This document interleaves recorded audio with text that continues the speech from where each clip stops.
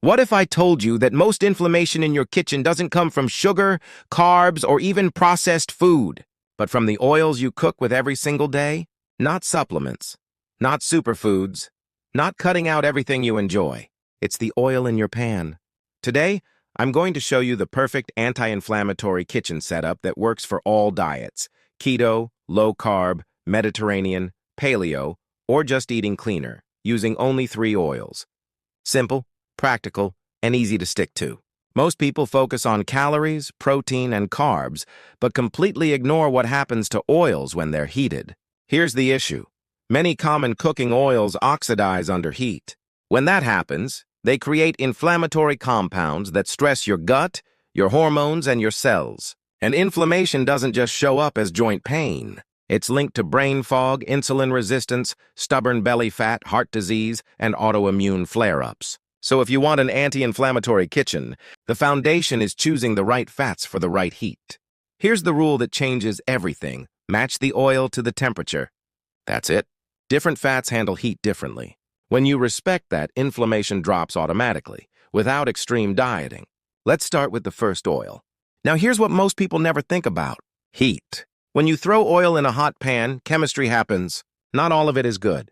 Some oils break down under heat, creating compounds called lipid peroxides and aldehydes. These are inflammatory molecules that your body treats like invaders. Your immune system goes on alert, your gut gets stressed, and over time, chronic low-grade inflammation builds up.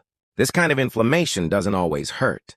It's silent, but it's linked to insulin resistance, brain fog, joint stiffness, weight gain around the belly, and even cardiovascular damage. So when you use the wrong oil at the wrong temperature, you're not just cooking dinner, you're cooking inflammation. Here's the good news. You can reverse this simply by understanding one rule. Match the oil to the heat. Different fats have different smoke points. That's the temperature where oil starts to break down and oxidize. Once it passes that point, the healthy fat turns into a harmful one. This is why some oils are perfect for salads but terrible for frying. It's also why some oils can handle a screaming hot skillet while others can't. Understanding this changes everything. Extra virgin olive oil. This is your everyday oil and one of the most anti-inflammatory foods on the planet. It's rich in polyphenols, including oleocanthal, which works in the body similarly to ibuprofen. It supports heart health, brain health, and gut health. Extra virgin olive oil is best used at low heat or without heat at all. Think salad dressings. Lemon and olive oil over vegetables. Drizzled over roasted broccoli or asparagus after cooking. Caprese salad. Hummus. Avocado toast. Eggs cooked gently on low heat. You can also drizzle it over grilled fish, chicken, or steak after cooking to boost flavor and nutrition. One important rule: don't blast extra virgin olive oil on high heat. High heat destroys the polyphenols, and that's where the real benefits come from. If your olive oil tastes slightly bitter or peppery, that's a good sign. That's anti-inflammatory power.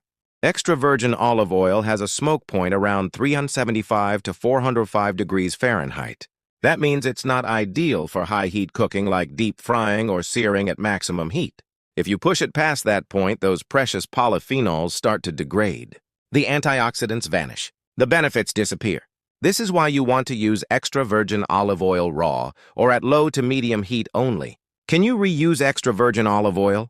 Technically, yes, but it's not recommended. Each time you heat it, even gently, some oxidation occurs.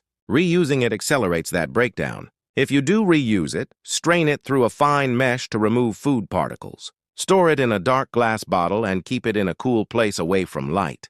But honestly, for maximum health benefits, use it fresh. A study in the journal Food Research International found that heating olive oil beyond its smoke point significantly reduced oleocanthal and other antioxidant compounds. You also create acrolein, a toxic aldehyde that irritates the respiratory system and digestive tract. Your food might taste fine, but the chemistry has turned against you. Next up, avocado oil. This is your high-heat hero. Avocado oil has a very high smoke point and stays stable when things get hot. It's rich in monounsaturated fats and has a neutral flavor, making it perfect for cooking. This is the oil you want for stir-frying vegetables, searing steak, pan-frying chicken, cooking burgers, or roasting vegetables at high temperatures. It's also one of the best options for deep frying if you're going to fry food at home. French fries, crispy potatoes, air-fried foods, shrimp stir-fries, salmon with crispy skin, avocado oil can handle it without breaking down into inflammatory compounds. This matters because many people use vegetable oil or canola oil for high heat, and those oils oxidize easily. Avocado oil stays stable, which means less inflammation and less stress on your body. Avocado oil has a smoke point around 500 to 520 degrees Fahrenheit. This makes it incredibly stable under intense heat and perfect for high-temperature cooking. You can sear, fry, roast, and stir-fry without worrying about breaking down the oil's beneficial properties. Can you reuse avocado oil after frying? Yes, but with caution. If you've used it once at high heat and it still looks clear, smells neutral, and hasn't been overheated to the point of smoking, you can strain it and reuse it one more time. But don't push it beyond that. Each heating cycle introduces some level of oxidation. For everyday cooking like sautéing or roasting, there's no need to reuse it. Just use what you need and move on. If you underheat avocado oil, meaning you use it for cold applications, or very low heat, nothing harmful happens. You're just wasting money. Avocado oil is more expensive, so reserve it for the jobs it's designed for, high heat. If you overheat avocado oil past 520 degrees, which is difficult unless you're burning food, it will begin to break down. You'll see smoke. The oil will darken. At that point, lipid peroxidation begins, creating inflammatory byproducts. Discard it and start fresh. Finally, coconut oil. Coconut oil is often misunderstood, but it's extremely useful. It's very heat stable because it's mostly saturated fat, and saturated fat resists oxidation. That's a good thing when you're cooking. Coconut oil is perfect for medium heat cooking and baking. Use it for scrambled eggs, omelets, sautéed vegetables, pancakes, waffles, or fried rice. It works especially well for keto and gluten-free baking. Think muffins, cookies, energy balls, or fat bombs. Some people also like adding it to coffee or tea for quick energy, especially on low-carb or ketogenic diets. Here's the truth about saturated fat. It's not the villain. Oxidation is the real problem. Coconut oil stays stable under heat, which is exactly why it belongs in an anti-inflammatory kitchen. Store coconut oil in a cool, dark place with the lid tightly closed, use clean, dry utensils, and avoid repeated overheating to prevent oxidation. Here's the truth about saturated fat that most people get wrong. For decades, we were told that saturated fat clogs arteries and causes heart disease. But newer research paints a more nuanced picture. A review in the journal Open Heart concluded that saturated fat from whole food sources, like coconut oil, butter, or fatty fish, is not inherently harmful. When consumed as part of a balanced anti-inflammatory diet, coconut oil has a smoke point around 350 degrees Fahrenheit for unrefined virgin coconut oil and about 400 degrees for refined coconut oil. That makes it perfect for medium heat cooking and baking, but not for extreme high heat like deep frying or searing at maximum temperatures. Can you reuse coconut oil? If you've used it for baking or gentle sautéing and it still smells fresh, yes. You can strain and store it in a sealed jar. Keep it in a cool, dark place.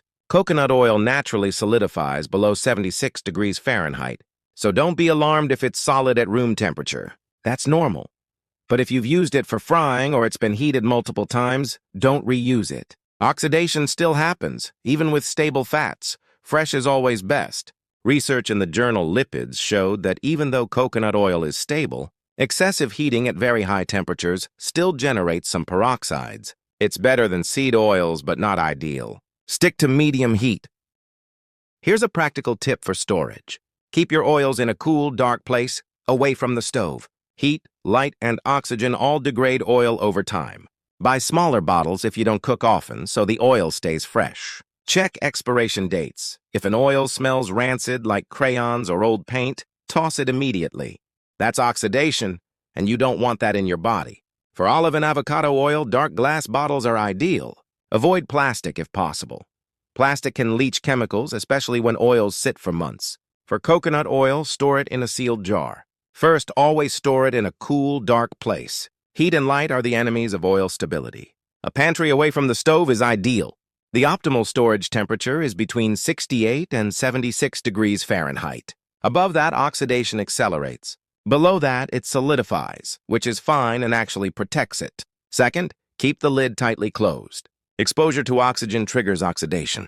Every time you open the jar, oxygen gets in. So use what you need, close it immediately, and don't leave it sitting open on the counter. Third, always use clean, dry utensils. Moisture introduces bacteria and speeds up spoilage. If you dip a wet spoon into your coconut oil, you're contaminating the entire jar. Water and oil don't mix, and moisture creates an environment for microbial growth. Now here's why these 3 oils work for all diets. They're zero carb, which makes them perfect for keto and low carb. They're anti-inflammatory, they're rich in healthy fats, and they're minimally processed. No seed oils, no lab-created fats, no unnecessary omega-6 overload. Whether you eat Mediterranean, paleo, keto, or just want to feel better, this setup works. If you want to reduce inflammation, try to limit cooking with oils like canola, soybean, corn, sunflower, safflower, or generic vegetable oil, especially at home. You don't need perfection. Just don't make them your daily cooking fats. So here's the entire system simplified. Extra virgin olive oil for low heat and drizzling. Avocado oil for high heat and frying. Coconut oil for medium heat and baking. 3 oils, every situation covered. If this helped simplify your kitchen, like the video, subscribe, and share it with someone who's still cooking with vegetable oil. And if you want a full anti-inflammatory meal plan built around these oils, let me know in the comments. Your body will thank you for every meal you cook from here on out.